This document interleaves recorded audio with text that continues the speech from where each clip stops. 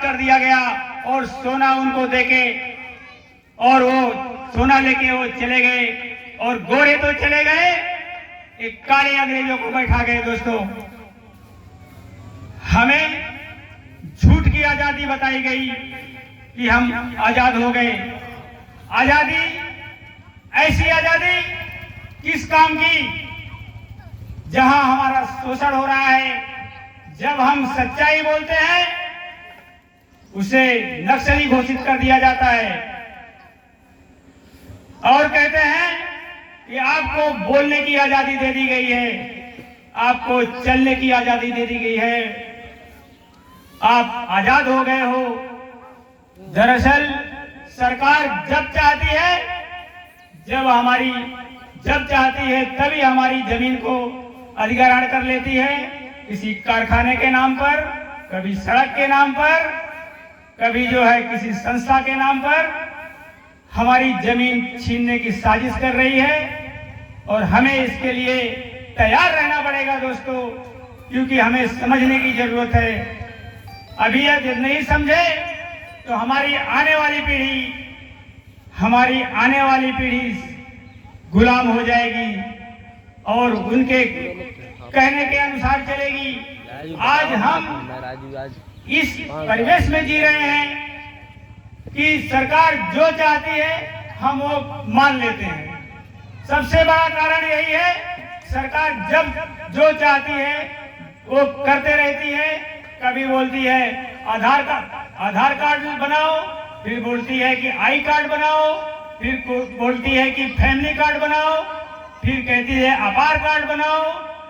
हमारा जो है साल का 6 महीना एक कार्ड ही बनाने में चले जाता है और उसके पीछे हमें लालच दिया जाता है कि यदि आप हमारी बताई हुई हमारा आदेश नहीं मानोगे, आईडी नहीं बनाओगे तो आपको सरकारी लाभ नहीं मिलेगा।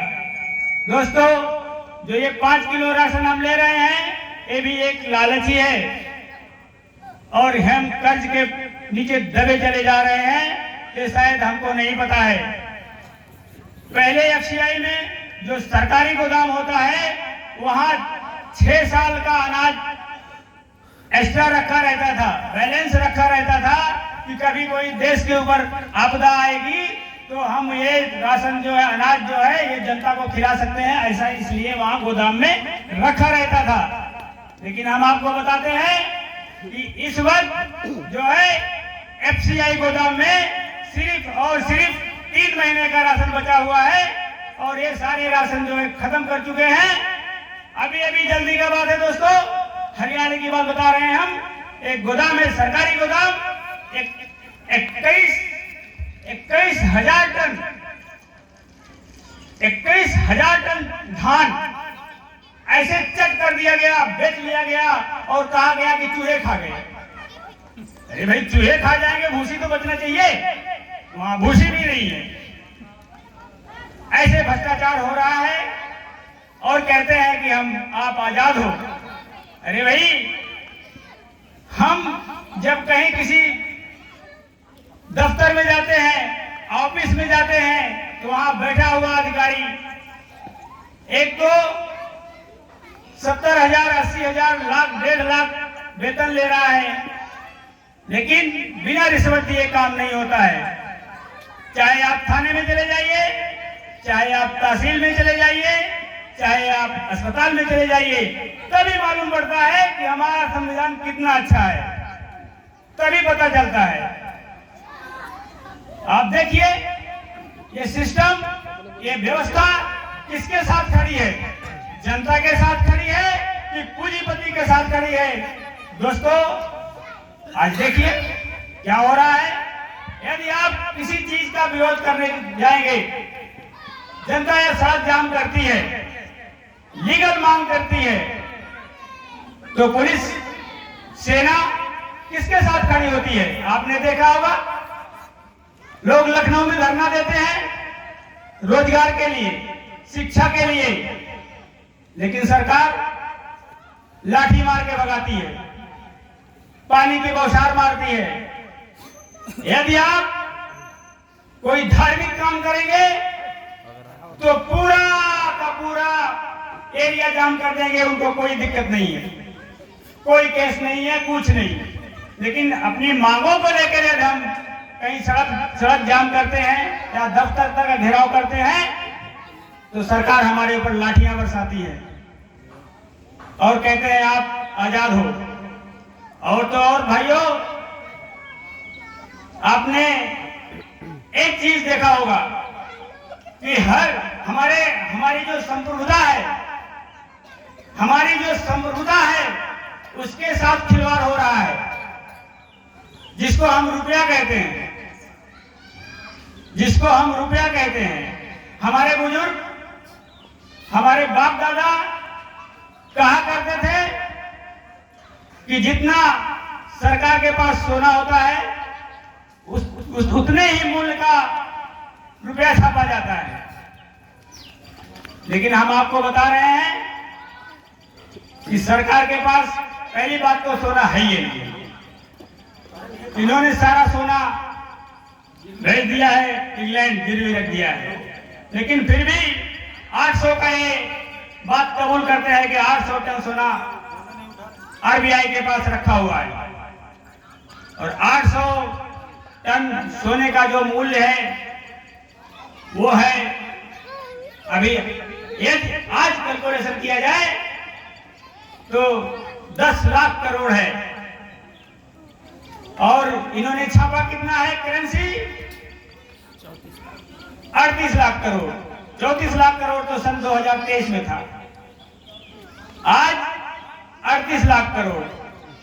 यदि उसमें से 10 लाख करोड़ निकाल दिया जाए तो 28 लाख करोड़ करेंसी, इसका मतलब फर्जी है। और ये कह रहे हैं रुपया, जबकि ये रुपए पे क्या लिखा हुआ है? मैं धारक को इतना रुपया, यानी कि 100 रुपया आपकी जेब में पड़ा हुआ है तो उतने रुपए का ये कह रहे हैं कि इसे 100 रुपया, मैं धारक को 100 रुपया, 100 रुपया अदा करने का वचन देता हूं। एक गवर्नर ने साइन किया है और रिजर्व बैंक ऑफ इंडिया ने छापा है, guaranteed by central government of India, यानी कि केंद्रीय सरकार द्वारा प्रत्यभूत गारंटी। आप पूछें ये भाई केंद्रीय सरकार कौन है, ये बताएंगे नहीं केंद्रीय सरकार कौन है। भारत सरकार यदि बोलते तो समझ में आता। 1 रुपए का नोट भारत सरकार छापती है तो और नोट भारत सरकार क्यों नहीं छाप सकती है? छापना चाहिए। और बताइए, 100 रुपए का नोट उतना ही बड़ा होता है जितना कि 500 रुपए का नोट। एक कागज पे लिख दिया जाए तो 100 रुपए, उसी कागज पे लिख दिया जाए तो 500 रुपए। कागज तो उतना ही है, स्याही उतना ही लगा हुआ है। इसका मतलब ये रुपया नहीं है, ये है रुपए का दस्तावेज। हमने मांगा, हमने पूछा, आवेदन लगाया कि भाई ये हमारा रुपया कहाँ है। आरबीआई से पूछा गया कि हमारा रुपया कैसा है, कहाँ है, रुपया किस चिड़िया का नाम है। लेकिन ना तो उसका जवाब प्रशासन दे रहा है, ना रिजर्व बैंक ऑफ इंडिया दे रही है। तो इसका मतलब कि हमारे साथ बहुत बड़ा धोखा हो रहा है। तो भाइयों, आप लोग बुद्धिजीवी हैं, समझदार हैं, इसलिए यदि आज आप नहीं सोचे तो आने वाला समय भारत पूरी तरह बर्बाद हो चुका होगा। इसलिए आप सब लोग को इसमें सोचना पड़ेगा। हमारे पास सोचने के लिए अभी समय है। सरकार इसीलिए आपको तरह तरह का प्रलोभन दे रही है, ये आपको जानना पड़ेगा। कभी जो है 5 किलो राशन, तो कभी 1,000 रुपए जो पेंशन, कभी 2,000 रुपया पेंशन, ये लाभ वो लाभ, ये कार्ड बनाओ वो कार्ड बनाओ, ये लाभ मिलेगा, वो कार्ड बनाओ वो लाभ मिलेगा। इसी में हमको भरमा के रखा है। जब कोई जागरूक होने लगता है तो हिंदू मुसलमान कर दिया जाता है। दोस्तों, सबसे बड़ी विडंबना है। हमें अब देखिए, जात और धर्म के नाम पे यदि हम वोट देते रहेंगे, सरकार बनाते रहेंगे, हमारी आने वाली पीढ़ी जो है गुलाम हो जाएगी। इसलिए आप लोग जो है सोचने का, समझने का अभी समय है, समझदारी से काम करेंगे तो हमारी आने वाली पीढ़ी जो है जागरूक होगी। और उसे भी कुछ हमको अभी पूछा गया भाई साहब आप कौन सा कार्यक्रम करने वाले हैं? मैंने कहा सुभाष चंद्र बोस की जयंती मनाने वाले हैं। बोले वो क्या होता है?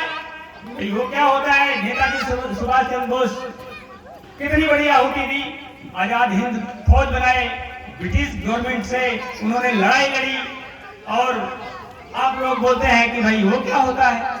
तो क्या बोले भाई आप क्या ये व्यवस्था बदल देंगे? आप व्यवस्था बदल सकते हैं?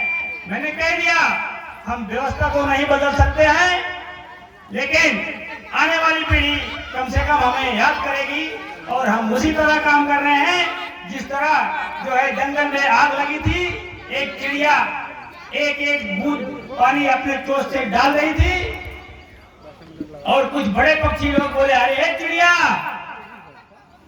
तेरे इस चोंच में कितना पानी आता है, क्या इससे आग बुझ जाएगी? तो चिड़िया ने क्या कहा, इतिहास में हमारा भी नाम लिखा जाएगा कि हम आग बुझा रहे थे, हम आग बुझाने में शामिल थे। इसलिए जो है हम भी ये काम करेंगे, एक दीपक जलाएंगे, इसकी रोशनी जलती रहेगी तो आने वाली पीढ़ी कम से कम आगे बढ़ाएगी। और इसी के साथ में हम अपने शब्दों को विराम देते हैं, क्योंकि हमारे जो है क्रांतिकारी साथी आए हुए हैं और ये भी अपने शब्दों में ज्यादा से ज्यादा जानकारी देंगे, और हम अपने शब्दों को विराम दे रहे हैं। इनकलाब जिंदाबाद, इनकलाब जिंदाबाद, पूंजीवाद, इनकलाब जिंदाबाद, पूंजीवाद मुर्दाबाद। एक थोड़ा सा हाँ आ जाइए ऊपर आ जाइए बता